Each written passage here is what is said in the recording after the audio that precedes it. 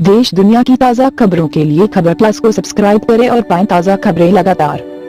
साथ ही bell icon को दबाएं अपडेट रहने के लिए। नमस्कार दोस्तों, आप सभी का स्वागत है। आज हम आपके लिए एक ऐसी लड़की के बारे में खबर लाए हैं जो कि बस 1 घंटे के भीतर 5 लाख रुपए कमाती है।